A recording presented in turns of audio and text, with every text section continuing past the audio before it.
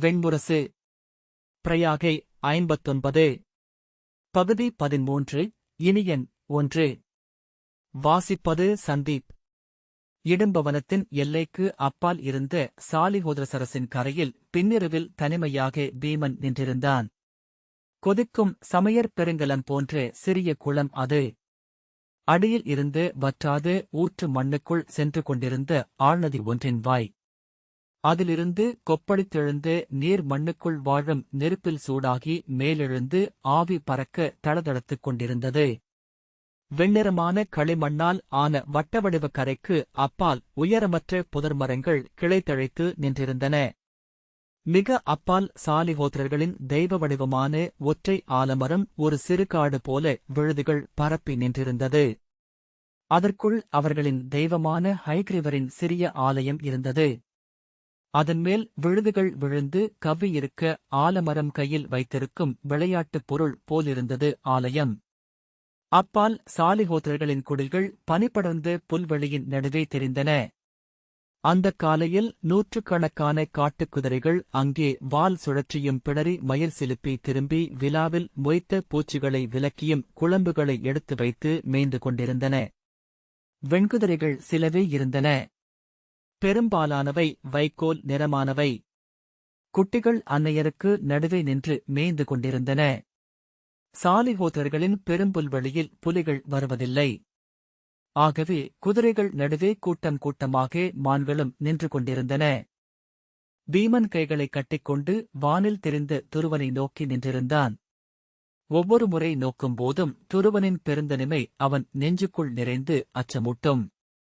விழிகளை விலக்க எண்ணியபடி விலக்க முடியாமல் நோக்கிக் கொண்டு நிற்பான்.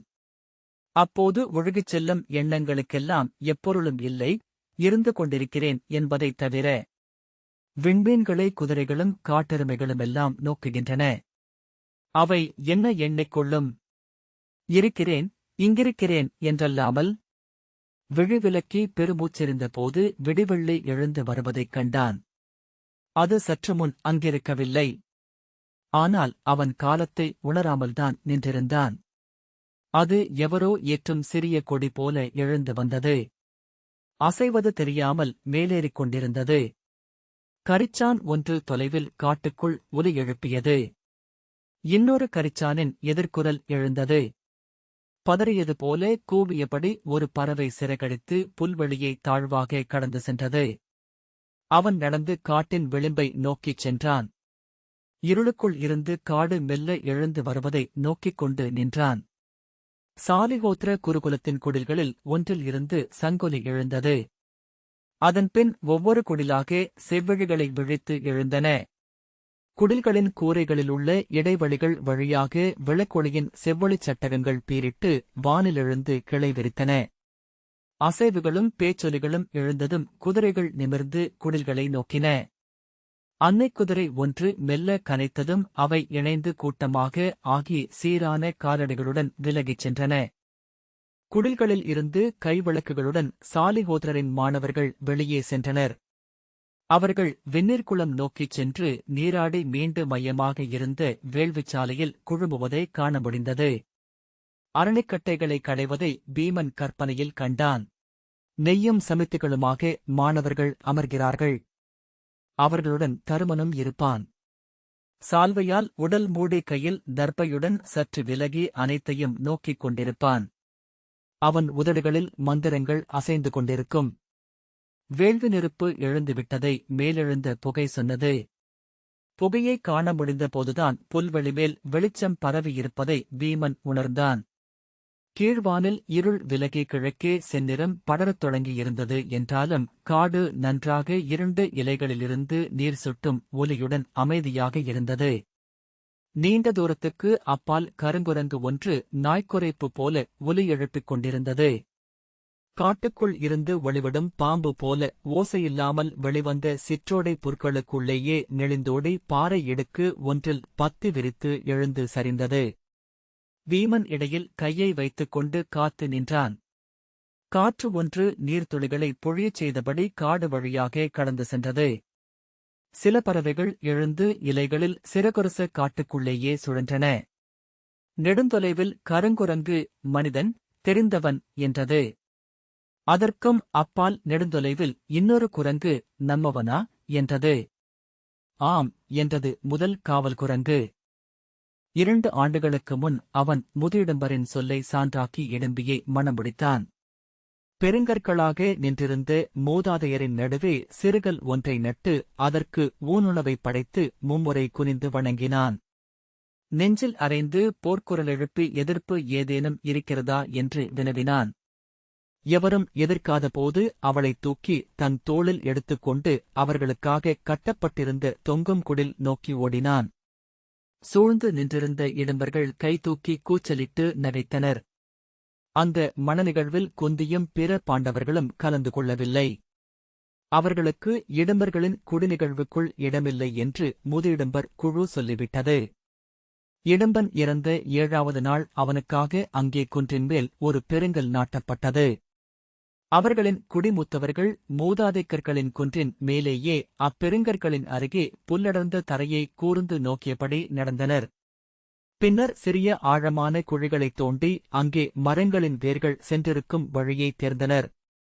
அதன் பின்னர் ஓர் இடத்தை தெரிவு செய்து பெரிய வட்டமாக அடையாளம் செய்தபின் தோண்டத் தொடங்கினர்.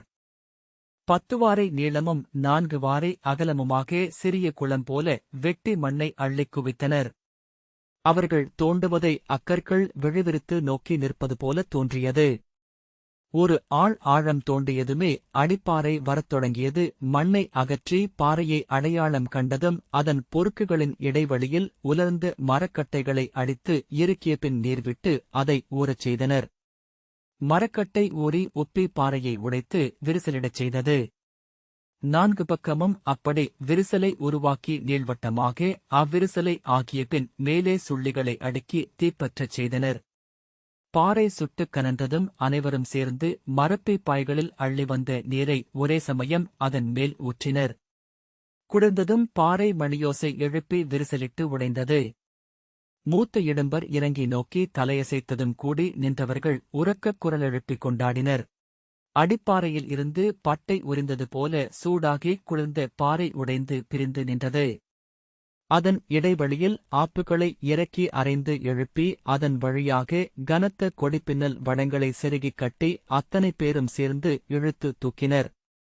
பாறை சற்று அசைந்து மேலேறியதும் மேலே அள்ளிப் போடப்பட்ட மண்ணை தள்ளிக் குழியை அந்த அளவு வரை நிரப்பினர். அந்த மண்மேல் பாறைப்பட்டையை வைத்து சற்று இளைப்பாறிய பின் மீண்டும் தூக்கி மண்ணிட்டனர். குழி நிரம்பிய போது 8 ஆள் உயரமும் விரித்த கையளவு அகலமும் முழங்காலளவு தடிமனும் உள்ள பெரும் பாறைக்கல் மேலே வந்து கிடந்தது. அதன் ஒரு முனையைத் தூக்கி அதன் அடியில் கனத்த உருளைத்தடிகளை வைத்து வடங்களைப் பற்றி இழுத்து தள்ளிக் கொண்டு சென்றனர். வீமன் அதில் கலந்து கொள்வது ஏற்கப்படவில்லை. ஆண்களும் பெண்களும் சிறுவர்களுமாகச் சேர்ந்து ஒரே குரலில் மந்திரம் போல தொன்மையான மொழி ஒன்றில் ஒலி எழுப்பியபடி அதைத் தள்ளிக்கொண்டு மூதாதைக் கற்களின் அருகே சென்றனர். அங்கே 4 ஆள் ஆழத்திற்கு செங்குத்தான குழி ஏற்கெனவே தோண்டப்பட்டிருந்தது. அக்குழிக்குள் ஒரு காட்டுப்பன்றி விடப்பட்டிருந்தது. முதியிடும்பர் சிறு கைவிளக்கைக் கொளுத்தி அந்தக் குழிக்குள் போட்டார். அனைவரும் கைதூக்கி மெல்ல ஆடியபடி ஒரே குரலில் மந்திரத்தைச் சொல்ல அந்தக் கல்லை 8 பெரிய வடங்களில் 8 திசை நோக்கி இழுத்தனர். கல் எடையிழந்தது போல எளிதாக எழுந்தது. மூத்த இடும்பர் அதை மெல்லத் தொட்டு இழுத்து அக்குழிக்குள் வைத்தார். அவர்கள் அதை அக்குழிக்குள் இறக்க உள்ளே இருந்த பன்றியை நசுக்கி குருதியை உண்டபடி கல் உள்ளே இறங்கி அமைந்தது. பாதிப்பங்கு மண்ணுக்குள் சென்று நின்றபோது அக்கல் அங்கிருந்த பிற மூதாதைக் கற்களில் ஒன்றாக ஆகியது. அதற்கு உயரும் பார்வையும் வந்தது போலிருந்து. அதைச் சுற்றி குழியில் கற்களைப் போட்டு பெரிய மரத்தடிகளால் குத்தி இறுக்கிக் கொண்டே இருந்தனர். நெடுநேரம் அக்கற்கள் அதற்குள் இறங்கிக் கொண்டிருந்தன. அதுவரை அங்கிருந்தவர்கள் அந்தப் பாடலால் மயக்கொண்டு அசைந்தாடிக் கொண்டிருந்தனர். கற்கள் நடுவே சேறு கரைத்து ஊற்றப்பட்டது. கற்கள் நன்றாக இறுகியதும் முது இடும்பர் அதைத் தொட்டு நெஞ்சில் வைத்துக்கொண்டு மெல்லிய ஓலமொன்றை எழுப்பினார். அனைவரும் அந்த ஓலத்தை ஏற்று முழங்கினர். மூதாதைக் கல்லுக்கு சுடவைத்து முழுப்பன்றி படைக்கப்பட்டது. கிழங்குகளும் காய்களும் கனிகளும் தேனடைகளும் தனியாக விளம்பப்பட்டன. முது இடும்பர் அந்த படையலுணவின் மேல் தன் கையை நீட்டி மணிக்கட்டின் நரம்பை மெல்லிய சிப்பியால் வெட்டினார். சொட்டிய குருதியை அதன் மேல் சொட்டிவிட்டு ஒரு துளியை எடுத்து மூதாதைக்கல் மேல் வைத்தார். அதன்பின் அத்தனை இடும்பர்களும் வந்து தங்கள் கைவிரலை வெட்டி துளிக்குருதி வரவழைத்து அந்த உணவில் சொட்டிய பின் மூதாதைக்கல்லின் மேல் அதை பூசினர். முது இடும்பரின் கால்களில் இருந்து மெல்லிய நடுக்கம் ஏறி அவர் உடலை அடைந்தது. அவரது முழங்கால் அதிர மெல்ல மெல்ல தாடையும் தோள்களும் வலிப்பு வந்தவை போல துடித்தன. ஏ ஏ என்று அவர் ஓலமிட்டார். இருகைகளையும் விரித்தபடி கூவியபடியே அந்தப் பெருங்கற்களைச் சுற்றி ஓடினார். அவரிடம் ஒரு கோலை ஒருவன் கொடுத்தான். அதைச் சுழற்றியபடி அவர் துள்ளிக் குதித்தார். ஒரு கணத்தில் கோலின் நுனி மட்டும் அவ்வப்போது தரையை வந்து தொட்டுச் செல்ல கோல் சுழலும் வட்டம் ஒரு பெரிய பளிங்கு கோலம் போல காற்றில் நின்றது. அதனுள் முது இடும்பர் நின்றிருப்பதாக விழித்தோற்றம் எழுந்தது. விரைவின் ஒரு கட்டத்தில் கோல் சிதறி தெரித்துச் செல்ல அவர் வானிலிருந்து விழுபவர் போல மண்ணில் விழுந்தார். அவரது வாயில் இருந்து எச்சில் வெண்குழையாக வழிந்தது. கழுத்து நரம்புகள் அதிர்ந்தபடியே இருந்தன. கையால் தரையை ஓங்கி அறைந்தபடி அவர் குழறிய குரலில் பேசத் தொடங்கினார். அதைக் கேட்டு பீமன் அஞ்சி பின்னடைந்தான். அது இறந்த இடும்பனின் அதே குரலாக ஒலித்தது. குரலாக எழுந்த இடும்பன் பீமனை இடும்பர் குடிக்குள் ஏற்றுக்கொள்ள முடியாது என்று அறிவித்தான். அவன் இடும்பியை மணந்து பெரும் மைந்தர்கள் இடும்பர்களாக இருக்கலாம். அவனை அவர்களின் காடும் குருதியும் ஏற்க மண் நிறைந்த மூதாதையர் ஒப்பவில்லை. ஆகவே அவன் இடும்பவனத்துக்குள் பகலில் வந்து செல்லலாம், இரவில் தங்கக்கூடாது. பிறர் இடும்பவனத்திற்குள் வரவே கூடாது. இடும்பி அன்றி பிற இடும்பர்களை பார்க்கவும் கூடாது. குலம் நிறம் மாறலாகாது. காட்டுக்குள் சூரியன் இறங்கலாகாது. ஆணை ஆணை ஆணை என்று சொல்லி அவன் மீண்டான். முது இடும்பரின் நெஞ்சு எரி இறங்கியது. தலையை அசைத்துக் கொண்டே இருந்தவர் விழித்து செவ்விழிகளால் நோக்கி தன் முதிய குரலில் நீர் என்றார். ஒருவன் குடுவை நிறைய நீரைக் கொண்டு வந்து கொடுக்க எழுந்து அமர்ந்து அதை வாங்கி மடமடவென்று குடித்து மூச்சிரைத்தார். உடலெங்கும் வழிந்த நீருடன் கைகளை ஊன்றி கண்மூடி அமர்ந்திருந்தார். இன்னொரு முதியிடும்பர் கை காட்ட அனைவரும் வந்து படையலுணவை அள்ளி உண்ணத் தொடங்கினர். அன்னையர் குழந்தைகளுக்கு முதலில் ஊட்டிய பின் தாங்கள் உண்டனர். இடும்பி பன்றி ஊனை கிழங்குடன் சேர்த்து கொண்டு வந்து பீமனுக்கு அளித்தாள். அவன் உண்டதும் அவள் முகம் மலர்ந்து தமையன் உங்களை ஏற்றுக்கொண்டு விட்டார் என்றாள். ஆம் என்று பீமன் சொன்னான். அவரை நான் கொன்றிருக்கலாகாது இடும்பி, ஏன்? அவர் மண்ணுக்கு அடியில் மகிழ்வுடன் அல்லவா இருக்கிறார்? இதோ மண்ணுக்கு மேல் அவரது கை எழுந்து நிற்கிறது. அந்த மலைகள் உடைந்து தூளாகிப் போகும் காலம் வரை அவர் இங்கே நிற்பார் என்றாள். பீமன் தலையசைத்தான். 7 நாட்களும் பாண்டவர்களும் குந்தியும் இடும்பவனத்தின் அருகே ஒரு பாறைக்கு மேல் சிறுகுடில் கட்டி வாழ்ந்தனர். அவர்களை வெளியேறும்படி குடி ஆணையிட்டதும் விடிகாலையிலேயே அவர்கள் இருந்த குடில் எரியூட்டப்பட்டது. அவர்கள் மேல் சாம்பலை தூவி அனுப்பி வைத்தனர்.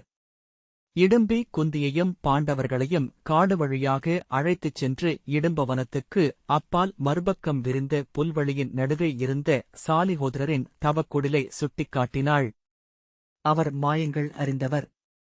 அரக்கர்கள் அவரை அஞ்சுகிறார்கள். ஆகவே எவரும் அங்கே செல்வதில்லை என்றாள். அங்கே பரந்த கொடியைக் கண்ட குந்தி, அது சாலிஹோத்ர குருகுலம் என தோன்றுகிறது. சாலமரத்தின் இலை கொடியில் பொறிக்கப்பட்டிருக்கிறது. அங்கே எங்களுக்கு அடைக்கலம் கிடைக்கும் என்றாள். தருமன் திரும்பி நோக்க, வாரணவதம் வரும்போதே இங்குள்ள அனைத்து குருகுலங்களைப் பற்றியும் தெரிந்து கொண்டேன். கிருஷ்ணதுவைபாயன மகாவியாசர் இங்குள்ள சாலிஹோத்ரசரஸ் என்ற ஊற்றின் கரையில் ஹயக்ரீவரை தவம் செய்ததாக அவரது நூலில் எழுதியிருக்கிறார் என்றாள். அவர்கள் புல்வெளியில் நடந்து மாலையில் சென்று சேர்ந்தனர். அவர்கள் வருவதை உயர்ந்து மரத்தின் உச்சியில் இருந்து நோக்கிய சாலிஹோத்ரரின் மாணவன் ஒருவன் ஒலி எழுப்ப கைகளில் வில்லம்புகளுடன் 4 மாணவர்கள் வந்து விரிந்து நின்றனர். ஒரு முதிய மாணவன் அருகே வந்து அவர்களிடம், நீங்கள் யார் என்றான். க்ஷத்திரியர்களான நாங்கள் நாடோடிகள். சாலிஹோத்ர ரிஷியை சந்திக்க விழைகிறோம் என்றான் தருமன். அவள் இங்கே வரக்கூடாது. புல்வெளிக்கு வரும் அரக்கர்களை நாங்கள் அக்கணமே கொல்வோம் என்றான் மாணவன். வீமன் இடும்பியிடம் காட்டுக்குள் செல்ல கை காட்டினான். அவர்களை அருகே வந்து நோக்கியபின் அவன் குடில்களை நோக்கி அழைத்துச் சென்றான். மரப்பட்டை கூரையிடப்பட்ட பெரிய மையக்குடிலுக்குள் சாலிஹோத்திரர் கணப்பருகே அமர்ந்திருந்தார். கனத்த மயிரடர்ந்த காட்டு மாட்டின் தோல் விரிக்கப்பட்ட குடிலின் கூரையும் சுவர்களும் கூட மயிர் செறிந்த தோலால் ஆனதாக இருந்தன. குந்தியையும் பாண்டவர்களையும் கண்டதுமே சாலிஹோத்திரர் அஸ்தினபுரியின் அரசியையும் மைந்தரையும் வரவேற்கிறேன் என்றார். தருமன், தாங்கள் எங்களை அறிந்தமை மகிழ்வளிக்கிறது உத்தமரே. ஆனால் நாங்கள் ஒளிந்து வாழவே இக்காட்டுக்குள் வந்தோம் என்றான். ஆம், கங்கையின் மறுபக்கம் நிகழ்பவை பறவைகள் வழியாக எனக்கு வந்து சேரும். அரக்கு மாளிகை எரிந்ததை அறிந்தேன். இடம்பர்கள் 5 இளைஞர்களையும் அன்னையையும் பிடித்துச் செல்கிறார்கள் என்று மாணவர்கள் சொன்னதும் அது நீங்களே என உணர்ந்தேன். தருமனின் நெஞ்சில் ஓடிய எண்ணத்தை வாசித்து எங்களால் எந்த உதவியும் செய்ய முடியாது. இடும்பவனத்துள் நுழையும் கலை எங்களுக்குத் தெரியாது. இடம்பர்களால் புல்வெளியில் வந்து போரிட முடியாது. ஆகவே நாங்கள் இங்கே வாழ்கிறோம். எங்கள் எல்லை என்பது காட்டின் விளிம்புதான் என்றார். குந்தி, நாங்கள் சில நாட்கள் இங்கு வாழ விழைகிறோம் முனிவரே என்றாள். நலம் திகழட்டும். ஒரு குடிலை உங்களுக்கு அளிக்கிறேன்.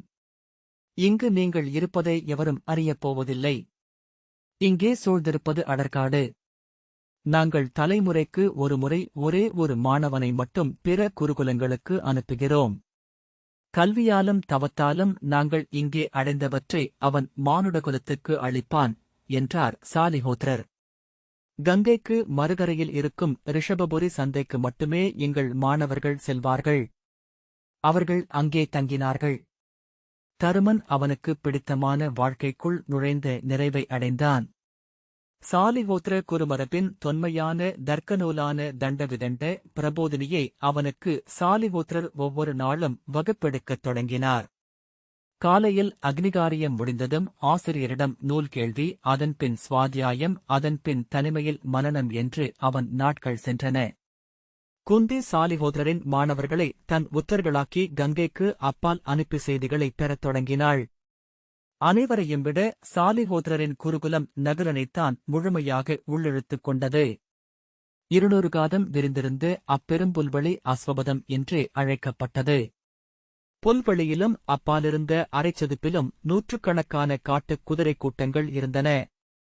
அந்த குதிரைகளை பிடித்து பழக்கும் கலை பயின்ற வேடர்கள் அங்கே வந்து தங்கிச் செல்லும் வழக்கமிருந்தது. அங்கே வந்து தங்கிய முனிவர்களுக்கும் அவர்களுக்கும் இடையேயான உரையாடல் வழியாக உருவானதே சாலிஹோத்திர குருமரபு. வருடத்திற்கு ஒருமுறை இளங்குதிரைகளை பிடித்து பயிற்றுவித்து கங்கைக்கு அப்பால் கொண்டு சென்று விற்பது சாலிஹோத்திரர்களின் குருகுலத்தின் நிதி முறைமையாக இருந்தது. அந்த செல்வத்தால் வருடம் முழுவதற்கும் தேவையான துணிகள், உணவுப் பொருட்கள் போன்ற அனைத்தையும் அவர்கள் வாங்கிக் கொண்டனர். வேள்விக்குரிய நெய்யும் பெறவும் புல்வெளிகளில் அவர்கள் வளர்த்த பசுக்களில் இருந்து கிடைத்தன. அவர்கள் பழக்கிய குதிரைகள் சிந்திக்கத் தெரிந்தவை என்ற புகழ் இருந்தது. பேரரசர்களின் பட்டத்துப் புறவிகள் சாலிஹோத்திர முத்திரை கொண்டவையாக இருக்க வேண்டும் என்ற நம்பிக்கை கங்காபதத்தில் நிலவியது. குதிரைகள் வழியாகவே மண்ணையும் விண்ணையும் அறிந்து வகுத்துக் கொண்டனர் சாலிஹோத்திரர்கள். குதிரையின் கால்களில் காற்றும் பிடரியில் நெருப்பும் தொடைகளில் நிலமும் விழிகளில் வானும் வாலில் நீரும் குடிகொள்வதாக அவர்கள் வகுத்தனர். அவர்களின் தத்துவச் சொற்களெல்லாம் குதிரைகளை குறித்தவையாக இருந்தன. நகுலன் அவர்களின் குதிரையியலில் முழுமையாக உள்ளமிழந்தான். விழித்திருக்கும் நேரமெல்லாம் குதிரைகளை நோக்கியபடி குதிரைகளை பயிற்றுவிக்கும் அஸ்வகிரந்திகர்களுடன் இருந்தான். அவன் பேச்சில் குதிரைகளன்றி பிற திகழாமலாயின. அர்ஜுனன் புன்னகையுடன், நகுலன் அவன் தெய்வத்தைக் கண்டு கொண்டு விட்டான் மூத்தவரே என்றான். ஆம், அஸ்வினி தேவர்கள் அவனை பிறப்பித்ததற்கான காரணம் முழுமையடைகிறது என்றான் பீமன். சிறிய துளை வழியாக பார்த்தால் மட்டுமே காட்சியளிக்கும் அளவுக்கு பேருரு கொண்டது இப்புடவி என்றான் தருமன். குதிரையின் வாலைப் பிடித்துக் கொண்டு விண்ணகம் புக முடியும் என்கின்றன நூல்கள். அந்தப் பேரு அவனுக்கு கிடைக்கட்டும். ஒவ்வொரு நாளும் இரவில் சாலிஹோத்திரரின் குடிலுக்கு திரும்பி காலையில் காட்டுக்குள் நுழைந்து இடும்பியுடன் வாழ்ந்து கொண்டிருந்தான் பீமன்.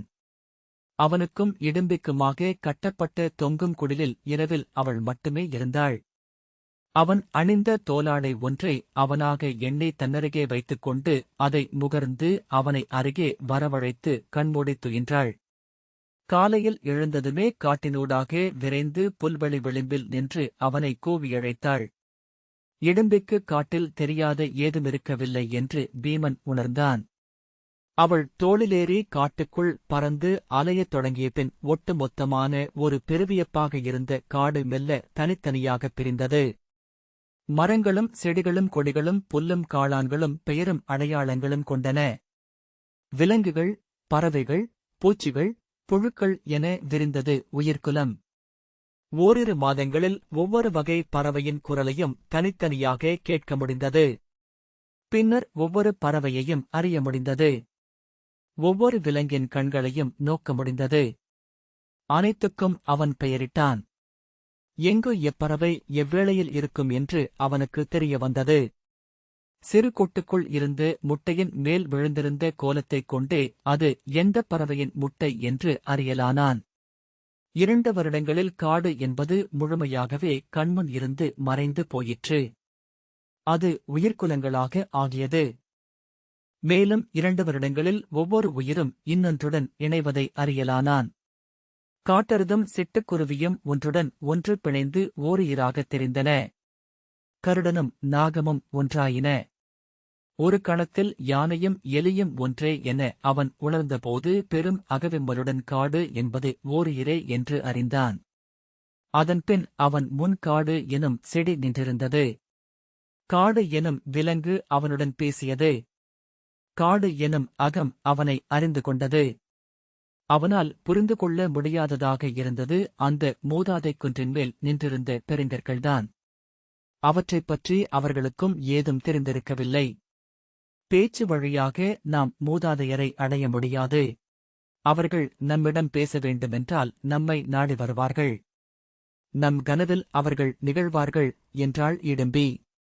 அவை விழியுள்ள கற்கள் அக்கற்களின் அருகே நின்று ஏறிட்டு பார்க்கையில்தான் அவ்விடத்துக்குதான் முற்றிலும் அயலவன் என்று உணர்வான். அவை அவனை நோக்கி விழிதிறக்கவே இல்லை. வெண்முரசு அனைத்து விவாதங்களும்.